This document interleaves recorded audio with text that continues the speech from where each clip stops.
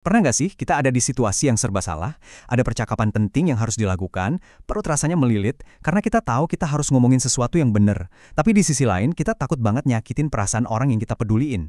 Nah, yuk kita coba bedah bareng-bareng gimana caranya ngelewatin momen kayak gini, biar hasilnya tuh membangun, bukan malah jadi berantakan. Seringnya kita ngerasa kejebak di antara dua pilihan yang sama-sama nggak enaknya ini. Di satu sisi ada yang namanya jujur tapi brutal. Emang bener sih, tapi nyelekit dan ninggalin luka. Di sisi lain ada bohong demi kebaikan. Kedengerannya manis, ngejaga perasaan sesaat. Tapi ya nggak nyelesain masalah. Bener-bener kayak di persimpangan jalan buntu kan? Nah, pertanyaannya sekarang, apa emang kita harus milih salah satu? Apa selamanya kita harus milih antara jadi orang yang bener atau jadi orang yang baik? Untungnya, materi yang kita bahas kali ini nunjukin kalau ada jalan ketiga. Ada cara lain yang jauh lebih baik dari itu. Dan inilah kuncinya, prinsip yang bisa ngubah cara kita mandang semuanya. Coba deh, perhatiin baik-baik kalimatnya. Bukan kebenaran atau kasih, tapi kebenaran yang disampaikan di dalam kasih. Ini bukan kompromi loh, ini perpaduan yang super kuat. Biar lebih gampang ngertinya, ayo kita bedah jadi dua pilar utama. Oke, pilar pertama, kita mulai dari fondasinya dulu ya, yaitu kebenaran itu sendiri. Ini adalah pilar yang nggak bisa ditawar-tawar. Kenapa? Simple, karena tanpa pijakan yang kokoh pada apa yang nyata, nggak akan pernah ada yang namanya pertumbuhan sejati. Nah, yang menarik di sini adalah berpegang pada kebenaran itu artinya dalam banget. Ini bukan cuma sekedar, oke, jangan bohong. Lihat deh poin-poinnya. Ini juga berarti kita nggak boleh muter-muterin fakta biar kedengeran enak, nggak nyembunyiin informasi penting, dan yang mungkin paling susah, nggak diem aja cuma karena takut konflik. Ya, emang ini bagian yang paling susah. Kita semua juga tahu. Kebenaran itu kadang rasanya kayak minum obat pahit. Nggak ada yang suka kan? Tapi ya sama persis kayak obat, justru rasa pahit itulah yang dibutuhin buat nyembuhin luka yang lebih dalam dan bawa pemulihan jangka panjang. Kutipan ini benar-benar nangkep tujuan akhir dari kebenaran. Tujuannya itu bukan buat ngehukum atau bikin malu. Tujuannya itu buat membebaskan. Membebaskan seseorang dari cara pikir yang keliru, dari kebiasaan yang rusak, dari ilusi yang selama ini nahan mereka.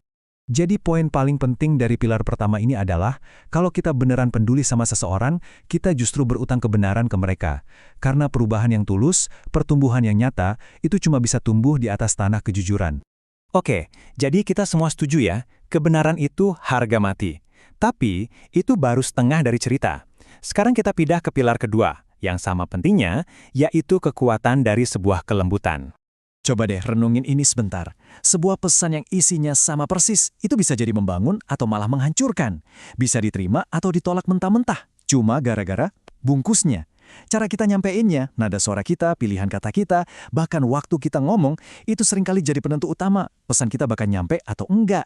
Sumber kita udah jelas banget soal ini. Kelembutan itu punya kekuatan. Kekuatan buat meredakan amarah, buat ngebuka hati yang udah telanjur ketutup. Ini bukan soal jadi lemah atau lembek ya. Sama sekali bukan. Justru ini soal kebijaksanaan. Kita secara strategis ngebangun jembatan komunikasi, bukan malah ngebangun tembok pertahanan. Coba perhatiin deh reaksi berantai ini. Begitu kita nyerang pakai kata-kata kasar, bahkan niatnya baik sekalipun, respon otomatis orang itu adalah menutup hati. Begitu hati ketutup, mode defensif langsung nyala. Dan hasil akhirnya, nasihat kita mau sepenting apapun itu bakal mental, nggak akan pernah didengerin. Misi kita gagal total. Sebaliknya, kalau kebenaran yang sama kita bungkus dengan kelembutan, fungsinya berubah total. Dia bukan lagi palu godam yang hancurin, tapi lebih mirip kayak pisau bedah di tangan dokter ahli. Tajam, presisi, tapi tujuannya buat ngangkat penyakit biar bisa sembuh. Tujuannya pemulihan. Nah, sekarang kita sampai di bagian paling intinya nih. Gimana caranya nyatuin dua pilar ini? Gimana caranya kita bisa tegas sekaligus lembut? Ini bukan tentang nyari jalan tengah ya, tapi tentang menggabungkan keduanya jadi satu kesatuan yang utuh dan kuat. Penting banget buat kita lurusin salah paham yang umum ini. Menjadi lembut itu bukan berarti Anda penakut atau nggak punya pendirian. Sebaliknya, menjadi tegas dalam kebenaran juga bukan berarti Anda harus jadi orang yang nyebelin atau nggak punya perasaan. Keduanya, kelembutan dan ketegasan, adalah bentuk-bentuk kekuatan. Kalau kita cari contoh yang paling pas, sumber materi kita nunjuk ke satu teladan yang secara sempurna nunjukin keseimbangan ini. Seseorang yang bisa dengan penuh kasih makan bareng orang-orang yang dianggap pendosa. Tapi, di waktu yang sama, nggak ada ragu-ragunya buat nantang kemunafikan dengan sangat-sangat tegas. Coba kita bedah deh kalimat yang luar biasa ini. Ada dua bagian yang nggak bisa dipisahin. Bagian pertama, pergilah. Itu isinya kelembutan, penerimaan, anugerah yang luar biasa. Bagian kedua, dan jangan berbuat dosa lagi. Itu adalah kebenaran yang tegas, standar yang jelas yang nggak bisa ditawar. Keduanya disampaikan dalam satu tarikan nafas. Nah, itu dia integrasi yang sempurna. Jadi, kalau mau dibikin rumus sederhana, ya ini dia. Kita perlu punya hati yang lembut, yang bisa ngerasain apa yang orang lain rasain, tapi di saat yang bersamaan, kita juga harus bangun prinsip yang kokoh, yang akarnya dari kebenaran. Gabungkan keduanya, dan kita bakal nemuin keseimbangan sejati dalam cara kita berkomunikasi. Terus, apa dong hasil akhirnya kalau kita berhasil ngejalanin keseimbangan ini? Apa bedanya buat hidup kita sehari-hari, buat hubungan kita sama orang lain? Dunia di sekitar kita tuh seolah-olah maksa kita buat milih. Mau jadi si baik hati yang nggak pernah nyinggung siapa-siapa, atau jadi si jujur brutal yang nggak peduli perasaan orang. Tapi panggilan yang lebih tinggi itu justru menolak pilihan palsu ini, dan berani merangkul keduanya sekaligus. Jadi, sebagai panduan praktiknya nih, ada 3 hal yang bisa kita cek sebelum ngomong.